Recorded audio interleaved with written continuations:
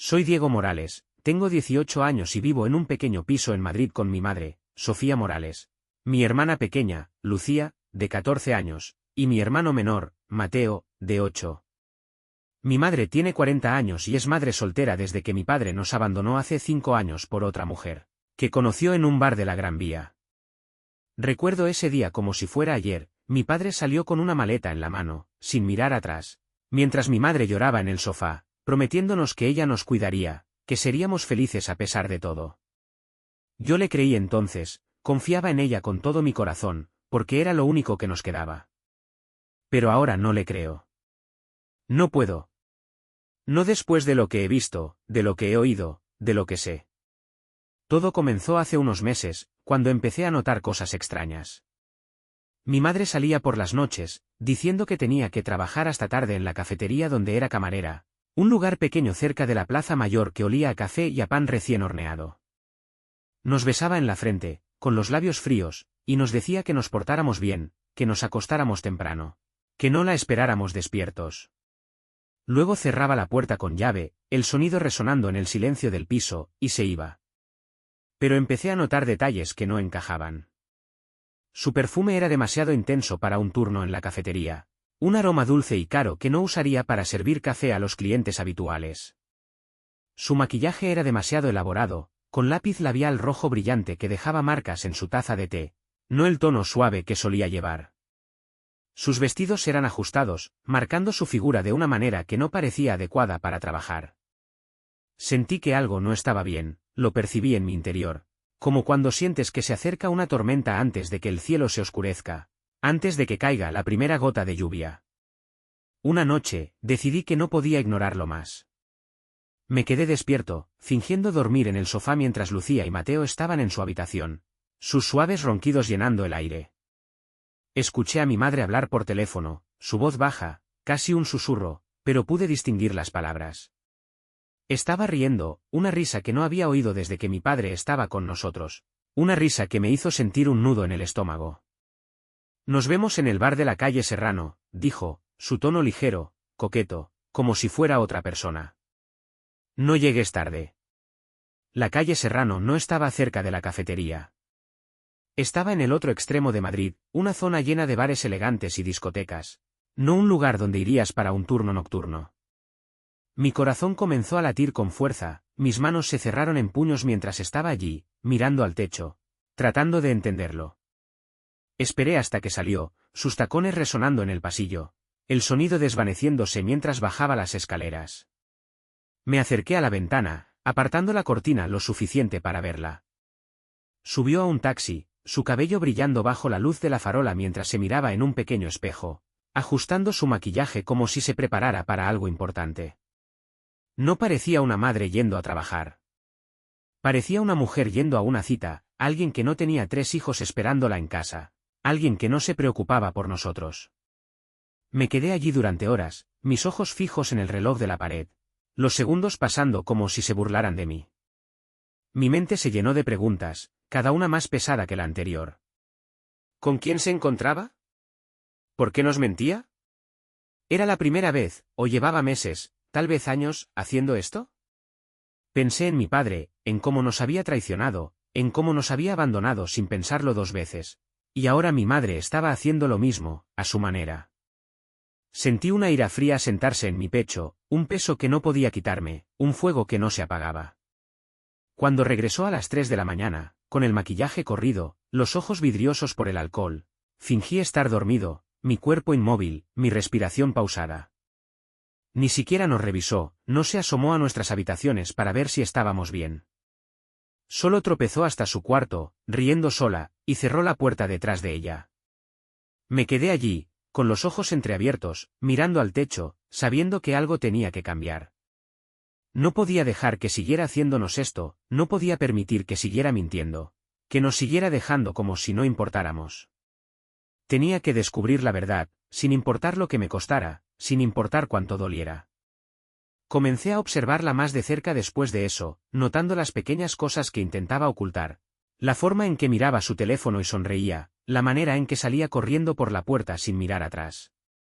Sabía que necesitaba pruebas, algo concreto que pudiera sostener, algo que no pudiera negar cuando la enfrentara. Decidí usar su viejo teléfono, el que guardaba en un cajón de trastos, para grabarla. Lo escondería en su bolso, la atraparía en el acto, escucharía la verdad por mí mismo. No sabía qué haría con las pruebas todavía, pero sabía que las necesitaba. Por Lucía, por Mateo, por mí. No podía dejar que siguiera traicionándonos. No podía permitir que eligiera a alguien más por encima de sus propios hijos.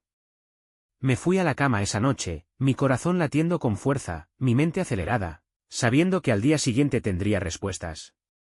No dormí.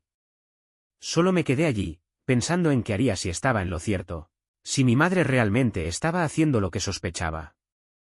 Pensé en cómo la haría pagar, cómo la obligaría a ver lo que nos estaba haciendo, cómo la haría sentir el mismo dolor que nosotros sentíamos. No sabía cómo todavía, pero sabía que lo haría. Tenía que hacerlo. A la mañana siguiente, esperé hasta que mi madre se fue a su turno real en la cafetería, el que sabía que era cierto porque una vez llamé para verificar su horario. Lucía y Mateo estaban en la escuela, sus mochilas rebotando mientras corrían hacia el autobús, y yo tenía el piso para mí solo. Saqué el viejo teléfono de su bolso, el que había escondido allí la noche anterior, mis dedos temblando mientras lo sostenía, sabiendo lo que podría encontrar. Me senté en el sofá, los cojines hundiéndose bajo mi peso, y presioné el botón de reproducir en la grabación, mi corazón latiendo tan fuerte que podía escucharlo en mis oídos. Al principio, solo había ruido, el sonido de sus tacones en la acera, el motor del taxi, una canción vieja en la radio que no reconocí. Luego escuché su voz, suave y coqueta, un tono que nunca había usado con nosotros, un tono que me hizo sentir un escalofrío. No puedo esperar a verte, Javier, dijo, su voz ligera, casi infantil, como si estuviera en su primera cita. Mi estómago se retorció al escuchar el nombre. Javier. ¿Quién era Javier? No conocía a ningún Javier, y ella nunca lo había mencionado, ni una sola vez. El hombre al otro lado de la línea se rió, su voz grave, áspera, como la de alguien que fuma demasiado. Valdrá la pena la espera, Sofía, dijo, y pude escuchar la sonrisa en su tono. Pero necesito un pequeño incentivo. ¿Trajiste el dinero? Mi respiración se detuvo, mis manos apretaron el teléfono con fuerza. ¿Dinero? ¿De qué estaba hablando? La voz de mi madre volvió, dudosa pero decidida, como si ya hubiera tomado una decisión. Sí, lo tengo, dijo. 300 euros, como acordamos. Pero no le digas a nadie, ¿de acuerdo? Me quedé helado, mi mente acelerada, mi pecho apretado. ¿300 euros? Apenas teníamos suficiente para el alquiler, siempre ajustándonos, contando cada euro para comprar comida. Recordé las veces que dijo que no podíamos comprar ropa nueva para Mateo, como sus zapatillas estaban rotas en la punta, como Lucía tuvo que usar mi chaqueta vieja para ir a la escuela porque la suya le quedaba pequeña, las mangas apenas llegándole a las muñecas. Pensé en las noches que nos acostamos con hambre, compartiendo una lata de sopa entre los tres porque no había suficiente para más. ¿Y ella estaba dando 300 euros a un tipo llamado Javier? Detuve la grabación, mis manos temblando tanto que casi dejé caer el teléfono, mi visión nublada mientras miraba la pared. No podía creerlo, no quería creerlo, pero lo había escuchado con mis propios oídos. Me obligué a seguir escuchando, presionando reproducir de nuevo, necesitando saber más, necesitando entender. Los escuché hablar sobre encontrarse en un hotel en las afueras de Madrid, un lugar llamado El Sol de Plata, el tipo de lugar que había visto en las noticias, donde la gente iba para cosas que no quería que nadie supiera. Javier la llamó cariño, su voz baja, y ella se rió, un sonido que me revolvió el estómago. Hablaron sobre lo que harían cuando llegaran allí, cosas que no quería escuchar, cosas que no podía borrar de mi mente. Detuve la grabación de nuevo, mis manos sudadas, mi corazón acelerado. Ahora estaba claro. Mi madre no solo se encontraba con hombres. Les estaba pagando, o ellos le pagaban a ella, no podía distinguir cuál de las dos, y no quería pensar demasiado en eso. Todo lo que sabía era que nos estaba dejando solos, mintiéndonos, mientras se iba a vivir una vida de la que no formábamos parte, una vida que le importaba más que nosotros. Me quedé sentado allí durante mucho tiempo, el teléfono en mi regazo, mi mente dando vueltas, tratando de darle sentido a todo. Pensé en enfrentarla, irrumpir en su habitación cuando llegara a casa, reproducir la grabación para ella, ver su cara mientras se daba cuenta de que lo sabía todo. Pero no lo hice. No podía. Todavía no. Necesitaba más pruebas, necesitaba saber hasta dónde llegaba esto, cuántos hombres veía, cuánto tiempo llevaba haciéndolo. Comencé a revisar su teléfono siempre que podía, memorizando su contraseña, el cumpleaños de Mateo, 1208. Esperaba hasta que estuviera en la ducha o dormida, luego me colaba en su habitación, mis manos firmes mientras revisaba sus mensajes. Encontré docenas de ellos, de diferentes hombres, Javier, Miguel, un tipo llamado Carlos, otro llamado Raúl. Algunos mensajes eran coquetos, llenos de emojis de guiños y corazones, cosas que me hacían sentir enfermo. Otros eran directos, hablando de dinero, de encuentros, de lo que harían cuando estuvieran solos. Tomé capturas de pantalla de todo, guardándolas en el viejo teléfono, construyendo mi evidencia pedazo por pedazo. No sabía qué haría con eso todavía, pero sabía que lo necesitaba. Sabía que tenía que tener algo que ella no pudiera negar, algo que la obligara a enfrentar la verdad. Comencé a notar con qué frecuencia nos dejaba, como ya no era solo los viernes. Eran los lunes, los miércoles, a veces incluso los domingos, días que solía pasar con nosotros, yendo al parque o viendo películas. Decía que tenía un turno doble, su voz casual, como si no fuera gran cosa, pero yo sabía la verdad ahora. La escuchaba llegar tarde, su voz arrastrada por el alcohol, su risa resonando en el pasillo mientras tropezaba hasta su habitación. Pensaba que estábamos dormidos, pero yo no lo estaba. Siempre estaba despierto, escuchando, esperando, planeando. Pensé en Lucía y Mateo, en cómo no merecían esto, en cómo todavía miraban a mi madre como si fuera su heroína, la que siempre estaría allí para ellos. No quería romperles esa ilusión, no quería destruir su mundo como el mío había sido destruido, pero no podía dejar que ella siguiera haciendo esto. Tenía que protegerlos, incluso si eso significaba herirlos primero, incluso si significaba que me odiarían por eso. Decidí que necesitaba contarle a alguien, alguien que pudiera ayudar, alguien que obligara a mi madre a parar. Pensé en mi abuela, la madre de mi madre, que vivía en Barcelona, a unas horas de distancia.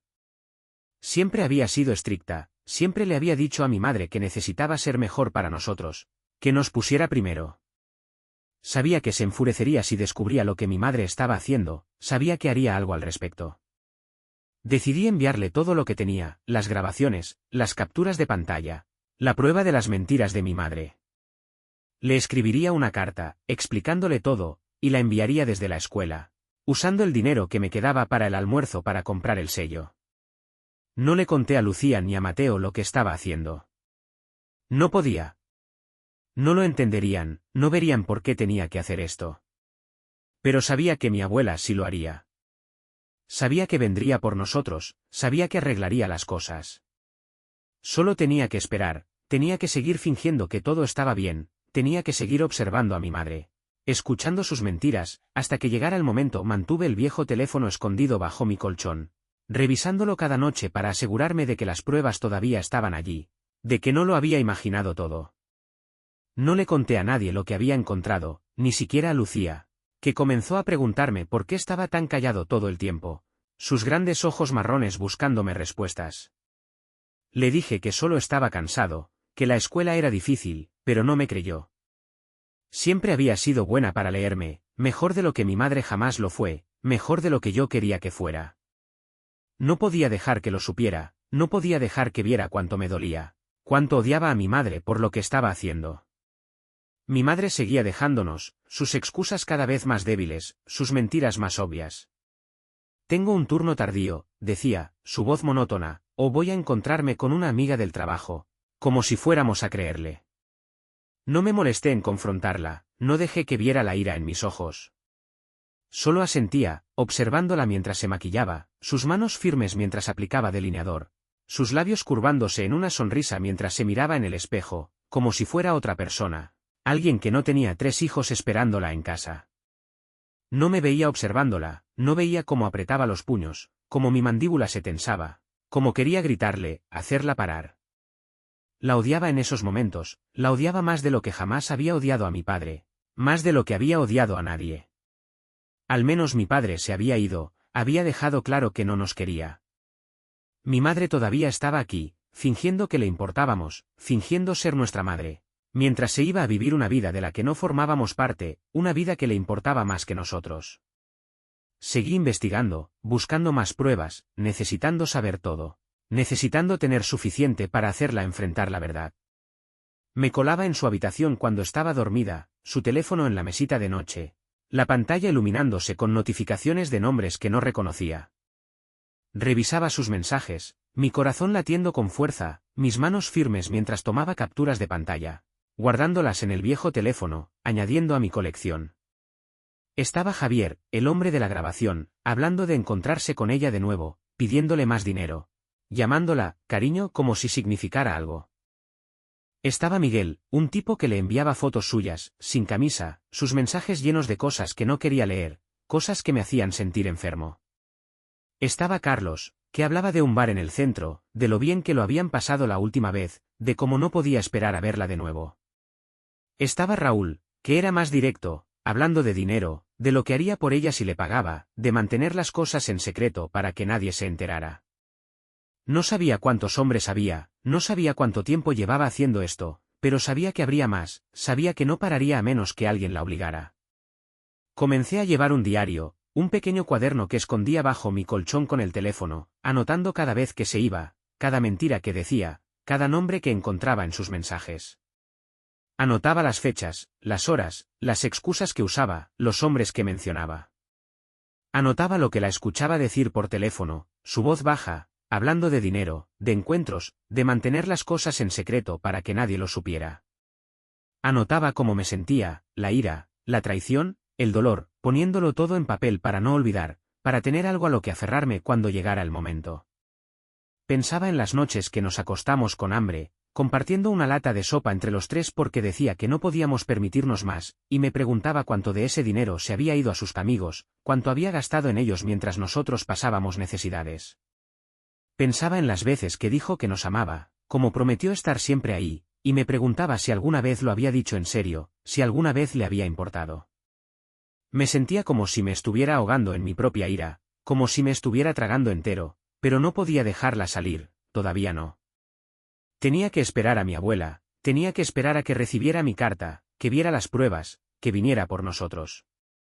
Mantuve la fachada, fingiendo que todo estaba bien, ayudando a Lucía con sus deberes, jugando con Mateo, asegurándome de que no sospecharan nada, de que no vieran la tormenta que se gestaba dentro de mí. Pero era difícil, más difícil de lo que pensé que sería. Cada vez que mi madre se iba, sentía esa misma ira fría, ese mismo peso en mi pecho, esa misma necesidad de hacerla pagar. Me sentaba junto a la ventana, mirando la calle abajo, esperando a que regresara, preguntándome con quién estaba, qué estaba haciendo, cómo podía hacernos esto. Imaginaba enfrentarla, mostrarle las grabaciones, los mensajes, ver su cara mientras se daba cuenta de que lo sabía todo, mientras se daba cuenta de que no podía mentir más. Pero no lo hice. No podía. Tenía que esperar, tenía que ser paciente, tenía que asegurarme de tener todo lo que necesitaba antes de hacer mi movimiento. Una noche, llegó más tarde de lo habitual, su cabello desordenado, su vestido arrugado, su maquillaje corrido. Ni siquiera intentó ser silenciosa, tropezando en el piso, riendo para sí misma mientras se quitaba los zapatos, su voz arrastrada por el alcohol. Yo estaba en el sofá, fingiendo dormir, pero la vi cómo se veía, cómo no le importaba. Quería gritarle, decirle que lo sabía, hacerla sentir tan pequeña como yo me sentía, tan traicionado como me sentía. Pero no lo hice. Solo me quedé allí, con los ojos entreabiertos, viéndola desaparecer en su habitación, la puerta cerrándose detrás de ella con un suave clic. Al día siguiente, recibí una carta de mi abuela, un pequeño sobre con su letra pulcra en el frente. La abrí con manos temblorosas, mi corazón acelerado mientras leía las palabras. Era corta, solo unas pocas líneas, pero era suficiente. Voy a Madrid, Diego, escribió. He visto todo. Nos encargaremos de esto. Sentí una ola de alivio, un peso que se levantaba de mis hombros, pero mezclado con miedo, con incertidumbre. Mi abuela venía. Haría que mi madre pagara, la obligaría a enfrentar lo que había hecho. No sabía qué haría, no sabía cómo se desarrollaría todo, pero sabía que sería grande, sabía que cambiaría todo. Escondí la carta con el teléfono, mis manos firmes por primera vez en semanas, una extraña calma asentándose sobre mí. Sabía que el final estaba cerca, sabía que solo tenía que seguir fingiendo, seguir esperando, seguir observando, hasta que mi abuela llegara. Mi abuela llegó un jueves, su viejo coche aparcando frente a nuestro edificio, el motor rugiendo mientras se detenía. La vi desde la ventana, mi corazón acelerado mientras la observaba bajar, su cabello gris recogido en un moño apretado, su rostro serio, sus ojos afilados y determinados. No avisó que vendría, no nos advirtió, no le dio a mi madre la oportunidad de prepararse. Solo llegó, sus pasos lentos pero firmes mientras subía las escaleras hacia nuestro piso. Sabía por qué estaba aquí, sabía lo que había visto, lo que le había enviado. Le había mandado todo, las grabaciones, las capturas de pantalla, la prueba de las mentiras de mi madre, la evidencia de lo que había estado haciendo mientras nos dejaba solos, mientras se iba con hombres, pagándoles, recibiendo su dinero, viviendo una vida de la que no formábamos parte. Abrí la puerta antes de que pudiera tocar, mis manos sudadas, mi corazón latiendo en mi pecho, una mezcla de alivio y miedo recorriéndome. No dijo mucho al principio, solo me miró, sus ojos buscando los míos, como si intentara ver cuánto me había dolido esto, cuánto había cambiado. Hiciste lo correcto, Diego, dijo finalmente, su voz baja, firme, el tipo de voz que te hacía sentir seguro, incluso cuando todo lo demás se estaba desmoronando. Entró, su bolso colgado del hombro, y se sentó en el sofá, sus manos cruzadas en su regazo, su postura rígida. Me senté frente a ella, el viejo teléfono en mis manos, listo para mostrarle más si lo necesitaba, listo para reproducir las grabaciones de nuevo, para dejarla escuchar la voz de mi madre, sus mentiras, su traición. Pero no lo pidió. Había visto suficiente, había escuchado suficiente, sabía suficiente para saber qué había que hacer. Me dijo que había llamado a un abogado de camino, un viejo amigo de Barcelona que se especializaba en derecho familiar, alguien en quien confiaba para manejar esto, para asegurarse de que estuviéramos a salvo. Tu madre no está en condiciones de criarlos, dijo, su voz fría, sus palabras cortando el aire como un cuchillo. No después de lo que ha hecho, no después de lo que les ha estado haciendo a ustedes. Asentí, mi garganta apretada, mis ojos ardiendo con lágrimas que no quería dejar caer. Sabía que mi madre estaba equivocada, lo había sabido durante meses, pero escuchar a mi abuela decirlo, escuchar cómo confirmaba lo que había estado sintiendo, lo hacía real, demasiado real. No quería llorar, no quería mostrar cuánto dolía esto, pero no pude evitarlo. Unas pocas lágrimas se deslizaron por mis mejillas, y las limpié rápidamente, esperando que mi abuela no lo notara. Se quedó todo el día, sentada en el sofá, esperando a que mi madre llegara a casa. Su presencia una fuerza silenciosa en el piso. Me quedé con ella, sin decir mucho, solo mirando el reloj, contando los minutos hasta que mi madre cruzara la puerta, hasta que todo cambiara. Cuando mi madre finalmente llegó, todavía con su delantal de la cafetería, su rostro cansado, su cabello desordenado, se quedó helada al ver a mi abuela, sus ojos abriéndose, su boca abriéndose en shock. ¿Qué estás haciendo aquí, mamá?, preguntó, su voz temblorosa, sus manos aferrando la correa de su bolso como si fuera un salvavidas. Mi abuela no respondió de inmediato, solo se puso de pie, sus manos en las caderas, sus ojos fijos en mi madre, mirándola como si fuera una extraña, como si no reconociera a la mujer que estaba frente a ella. Sé lo que has estado haciendo, Sofía, dijo, su voz firme, inquebrantable. Diego me lo contó todo, me mostró todo. Los ojos de mi madre se dirigieron a mí, llenos de shock, luego volvieron a mi abuela, su rostro palideciendo mientras se daba cuenta de lo que estaba pasando. ¿De qué estás hablando?, dijo, su voz quebrándose, sus manos temblando, pero sabía que estaba mintiendo, sabía que estaba tratando de hacerse la inocente, como siempre lo hacía. Siempre mentía, siempre tenía una excusa, siempre pensaba que podía salir de cualquier cosa hablando. Pero esta vez no, mi abuela no retrocedió, no la dejó salirse con la suya. Sacó la carta que le había enviado, las capturas de pantalla, las grabaciones, y las puso sobre la mesa, extendiéndolas como un mapa de la traición de mi madre, un mapa de todas las formas en que nos había fallado. Has estado dejando a mis nietos solos mientras te vas con hombres, pagándoles, recibiendo su dinero, haciendo quién sabe qué, dijo mi abuela, su voz elevándose, su ira desbordándose. Se acabó, Sofía. No estás en condiciones de ser su madre. El rostro de mi madre se derrumbó, sus ojos llenándose de lágrimas. Sus manos temblando mientras miraba la evidencia, la prueba de sus mentiras, sus secretos, su traición. Intentó hablar, explicar, inventar otra excusa, pero mi abuela la interrumpió, su voz cortante, definitiva. Me llevo a los niños, dijo. Escucharás de mi abogado, y te mantendrás alejada de ellos hasta que esto se resuelva. Miré el rostro de mi madre, vi las lágrimas correr por sus mejillas, vi su boca abrirse y cerrarse mientras intentaba encontrar palabras, pero no sentí lástima por ella. No sentí nada más que esa misma ira fría, ese mismo peso en mi pecho. Ella había hecho su elección, había elegido a esos hombres por encima de nosotros, había elegido sus mentiras por encima de sus propios hijos. Ahora tenía que vivir con las consecuencias, tenía que enfrentar lo que había hecho. Mi abuela me dijo que empacara una maleta para mí, Lucía y Mateo, su voz tranquila pero firme, sin dejar espacio para discusiones. Lo hice rápidamente, mis manos moviéndose en piloto automático, agarrando ropa, cepillos de dientes. El peluche favorito de Mateo, el que no podía dormir sin él.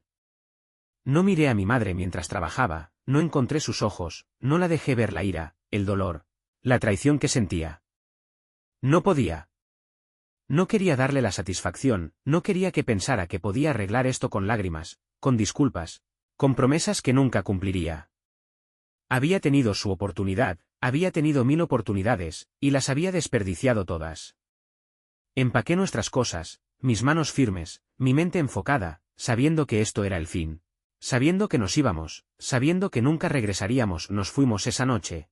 Mi abuela conduciendo hacia Barcelona en su viejo coche, el motor rugiendo mientras nos alejábamos del piso, de Madrid, de la vida que conocíamos. Lucía y Mateo estaban en el asiento trasero, sus ojos grandes, sus voces suaves mientras preguntaban dónde estaba mamá, por qué nos íbamos, qué estaba pasando. No tuve el corazón para decirles la verdad, no quería romper su mundo como el mío había sido roto. Solo dije que nos quedaríamos con la abuela por un tiempo, que mamá necesitaba un descanso, que todo estaría bien.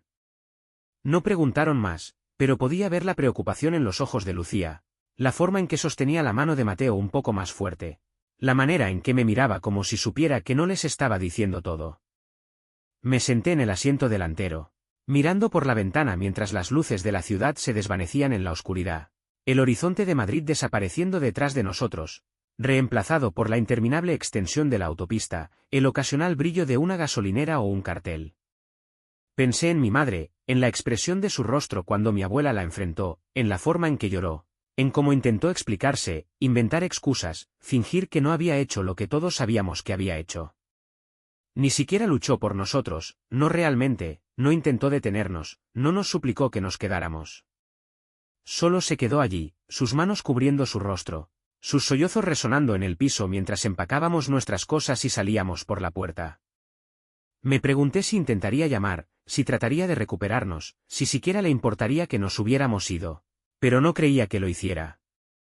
Había hecho su elección, había elegido a esos hombres, esa vida, por encima de nosotros, y ahora tenía que vivir con eso, tenía que enfrentar el vacío que dejamos atrás.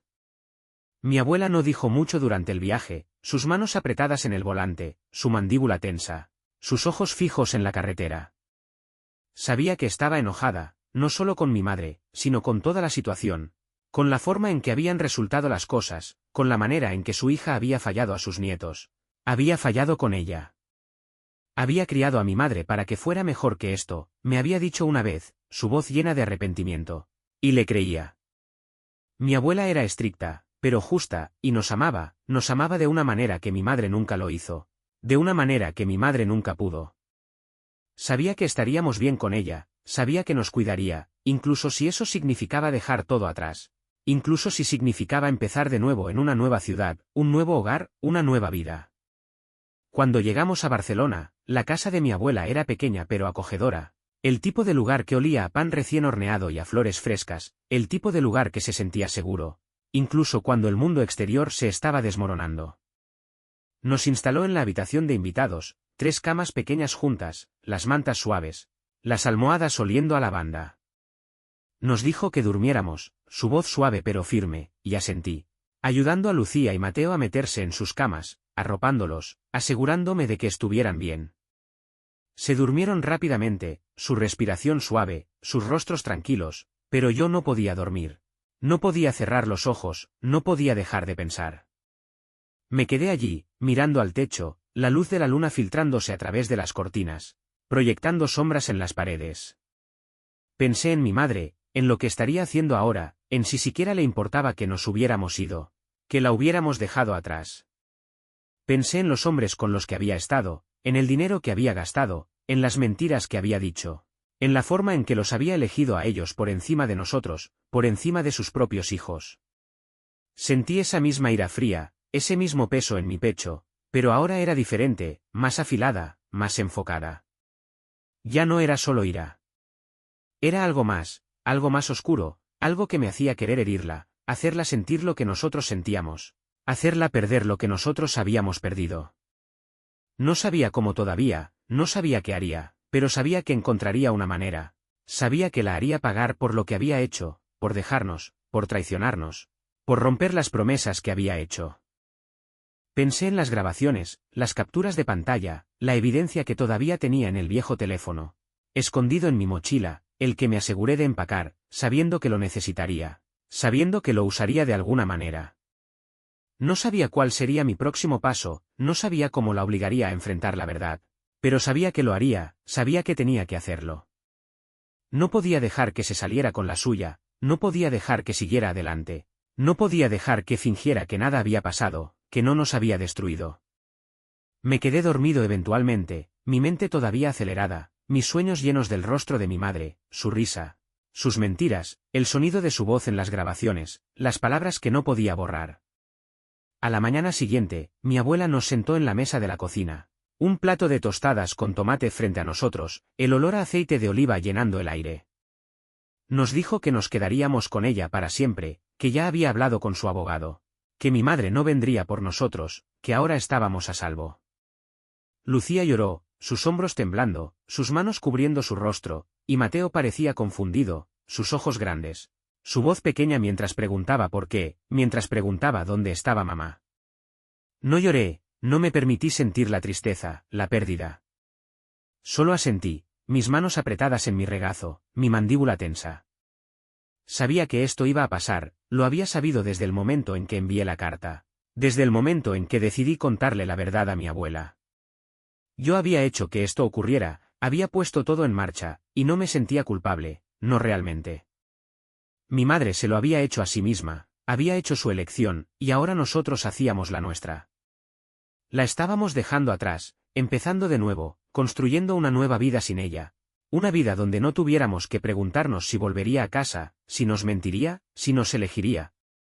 La vida en Barcelona era diferente, más tranquila, más lenta, un mundo lejos del caos de Madrid. De las noches que pasé esperando a que mi madre regresara, preguntándome dónde estaba, con quién estaba.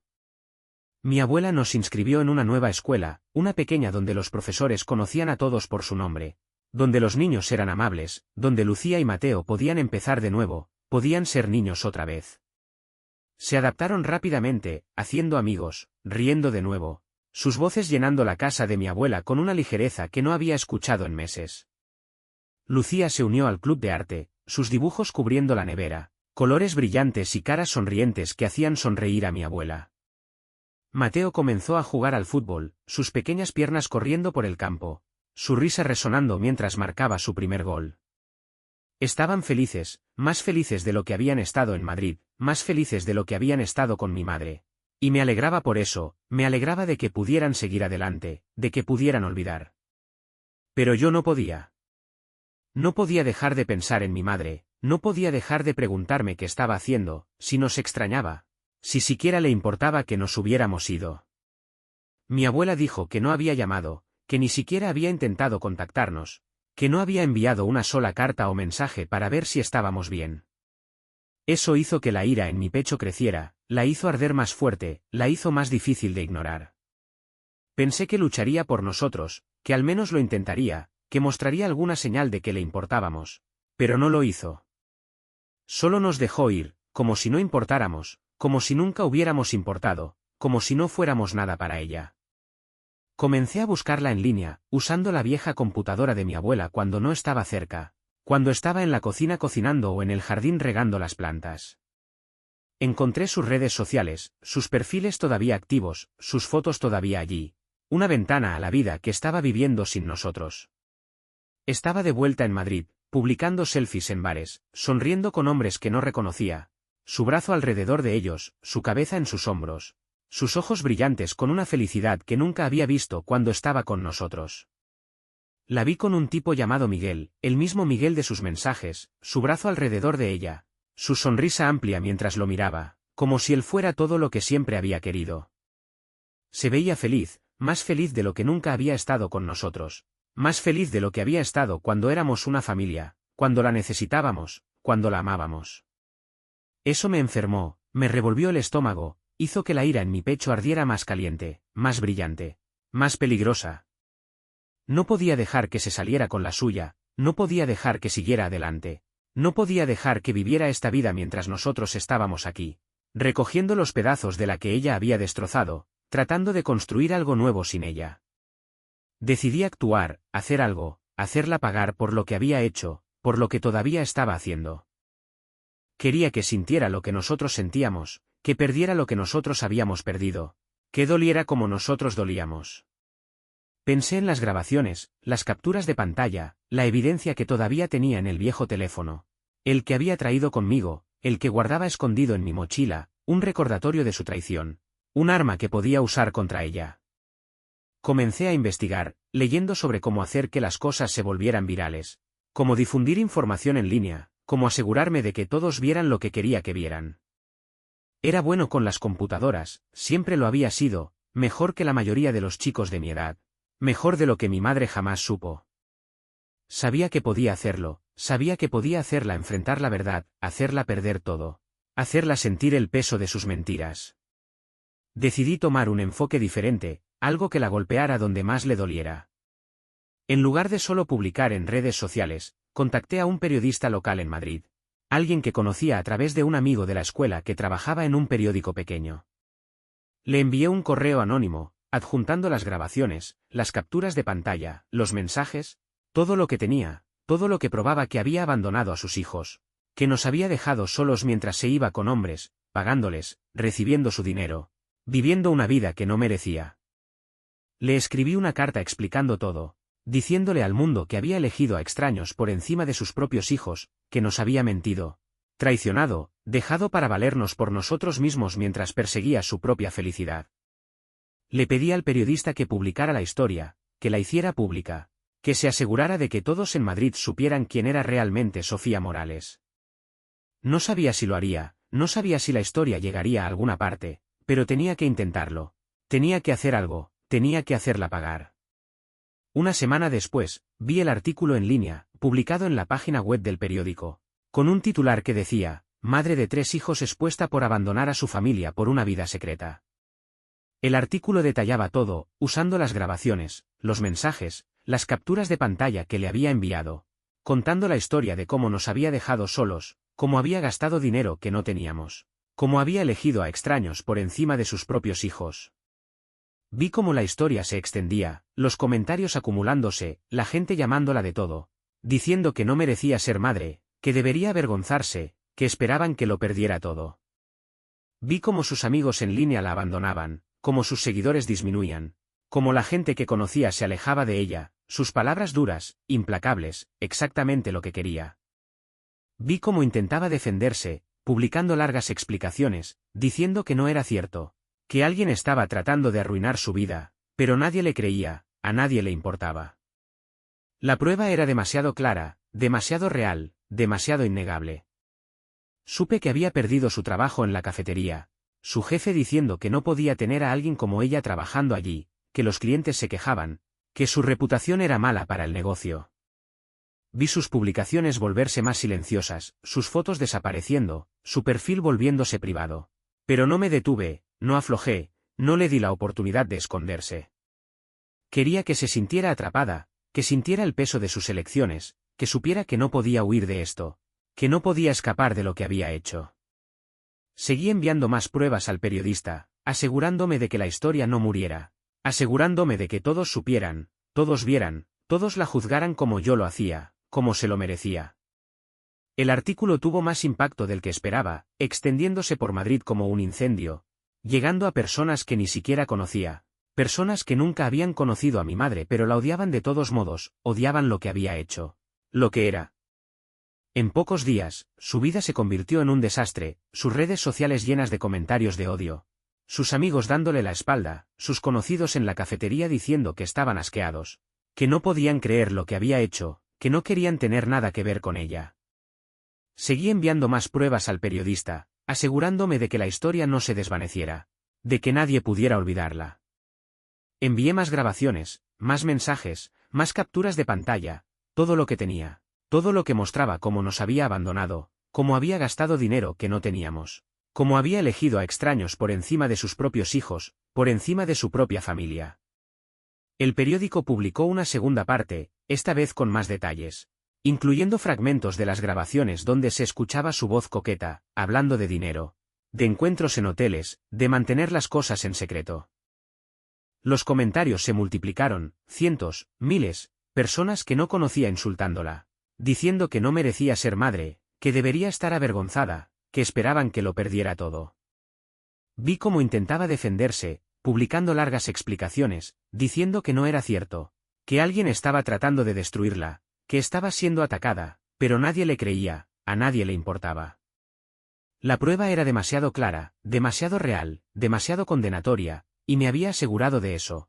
Me había asegurado de que no tuviera salida, de que no pudiera escapar de la verdad. Supe que había perdido su trabajo en la cafetería, su jefe llamándola a su oficina después de que la historia se volviera viral, diciéndole que no podía tener a alguien como ella trabajando allí, que los clientes se quejaban, que su reputación era mala para el negocio. Escuché que intentó conseguir otro trabajo, sirviendo en otro bar, pero nadie la contrató. No después de lo que habían leído en línea, no después de que la verdad saliera a la luz. Supe que tuvo que mudarse de nuestro viejo piso, incapaz de pagar el alquiler después de perder su trabajo, sus ahorros agotados, su vida en pedazos. Estaba quedándose con una amiga, alguien que aún no la había abandonado, alguien que no conocía toda la historia, pero sabía que no duraría, sabía que lo descubrirían, sabía que también la echarían. Seguí enviando más pruebas al periodista, asegurándome de que no pudiera huir, de que no pudiera esconderse, de que no pudiera fingir que esto no estaba pasando. Vi que publicó una última vez en redes sociales, una foto de ella sola, sus ojos rojos, su rostro cansado, su cabello desordenado, su sonrisa desaparecida. Escribió, lo siento, solo esas 2 palabras, nada más, y luego su cuenta se quedó en silencio, su perfil desapareciendo, su presencia en línea desvaneciéndose. No sabía dónde estaba, no sabía qué estaba haciendo, no sabía si estaba bien, pero no me importaba. No podía importarme, no me permitía que me importara. Yo había hecho esto, había hecho que esto ocurriera, la había hecho pagar por cada mentira, cada noche que nos dejó, cada euro que gastó en esos hombres, cada momento que los eligió a ellos por encima de nosotros, por encima de sus propios hijos. Me senté frente a la computadora, mirando la pantalla, el correo anónimo todavía abierto, los comentarios todavía llegando, la gente todavía hablando de ella, todavía juzgándola, todavía odiándola. Sentí una satisfacción fría, un sentido de justicia, un sentido de poder, sabiendo que yo había hecho esto, sabiendo que la había hecho sufrir, que la había hecho perder todo, que la había hecho sentir el peso de sus elecciones.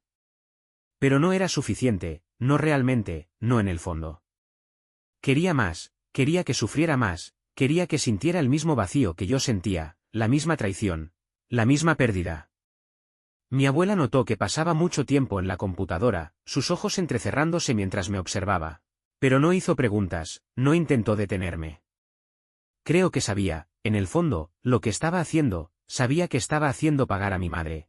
Sabía que necesitaba hacer esto, necesitaba llevarlo hasta el final. No me detuvo, no me dijo que lo dejara ir, no me dijo que perdonara.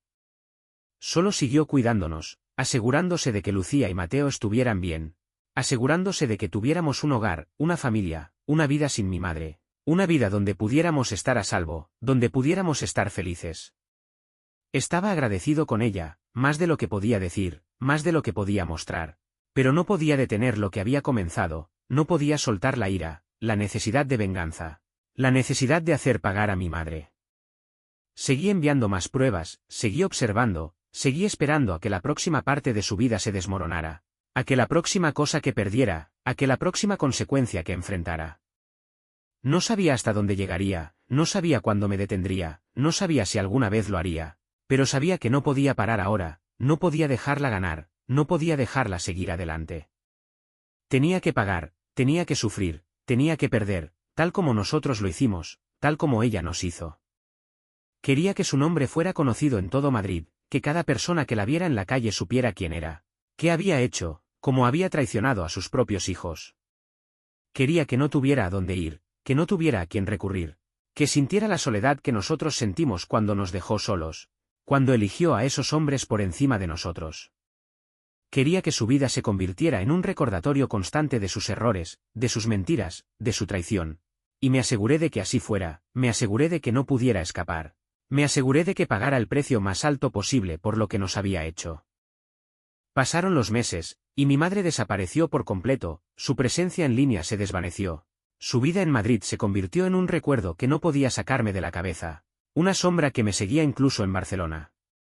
Mi abuela obtuvo la custodia total de nosotros, el abogado asegurándose de que mi madre no pudiera regresar, no pudiera intentar recuperarnos, no pudiera fingir que todavía era nuestra madre, no es que lo intentara, no es que le importara. Lucía y Mateo dejaron de preguntar por ella, sus recuerdos de ella desvaneciéndose, reemplazados por nuevos con mi abuela, conmigo, con la vida que estábamos construyendo, la vida que merecíamos. Reían más ahora, jugaban más, sonreían más, sus voces llenando la casa de mi abuela con un calor que no había sentido en años. Los dibujos de Lucía cubrían las paredes, colores brillantes y caras felices, un contraste marcado con la oscuridad que llevaba dentro de mí. Los partidos de fútbol de Mateo se convirtieron en lo más destacado de nuestros fines de semana. Sus pequeñas piernas corriendo por el campo, su sonrisa amplia mientras marcaba, mientras me miraba buscando mi aprobación. Le devolvía la sonrisa, aplaudía por él, le decía que era genial, pero dentro de mí, todavía ardía, todavía dolía, todavía estaba enojado. Mantuve el viejo teléfono, la evidencia todavía en él, un recordatorio de lo que había hecho, de lo que ella había hecho, de la vida que dejamos atrás. La había arruinado, había hecho que lo perdiera todo, sus amigos, su trabajo, su hogar, su reputación, su vida. Había enviado todo al periodista, me había asegurado de que el mundo lo supiera, me había asegurado de que no pudiera escapar de la verdad, de que no pudiera huir de lo que había hecho. Escuché a través de un amigo que estaba quebrada, viviendo en las calles por un tiempo, pidiendo dinero, su vida en pedazos, su felicidad desaparecida. Yo había hecho eso, había hecho que eso ocurriera, la había hecho pagar por cada mentira, cada noche que nos dejó, cada euro que gastó en esos hombres, cada momento que los eligió a ellos por encima de nosotros, por encima de sus propios hijos. Pensé que me sentiría mejor, pensé que la ira desaparecería, pensé que sentiría algún tipo de paz, algún tipo de cierre, pero no lo hice, no podía, no lo haría. La ira todavía estaba allí, un ardor silencioso en mi pecho, un peso que no podía quitarme, un fuego que no se apagaba. Había conseguido mi venganza, la había hecho sufrir, la había hecho perder, pero no arregló nada. No trajo de vuelta a la madre que pensé que era, no borró las noches que pasamos solos, no me hizo confiar de nuevo, no me hizo sentir completo. Miré a Lucía y Mateo, riendo en el patio trasero, jugando con un balón de fútbol que mi abuela les había comprado, sus rostros brillantes, sus ojos llenos de alegría, y sentí un pinchazo de culpa, un dolor agudo en mi pecho que no podía ignorar. Los había protegido, los había mantenido a salvo, me había asegurado de que nunca volvieran a sentir esa traición, pero también les había quitado a su madre. Me había asegurado de que nunca la vieran, nunca la conocieran, nunca tuvieran la oportunidad de perdonarla, de amarla de nuevo. Me pregunté si había ido demasiado lejos, si había dejado que mi ira tomara demasiado, si había destruido más de lo que pretendía, más de lo que necesitaba. Pero luego recordaba su risa en las grabaciones, sus mentiras, su traición, la forma en que nos dejó, la manera en que los eligió a ellos, y la culpa se desvanecía, reemplazada por esa misma satisfacción fría, ese mismo sentido de justicia, esa misma necesidad de hacerla pagar. Se lo había merecido, se lo había buscado, había hecho su elección, y yo había hecho la mía. Me senté en el porche, viendo el atardecer, el cielo tornándose naranja sobre Barcelona, el aire fresco, El mundo silencioso.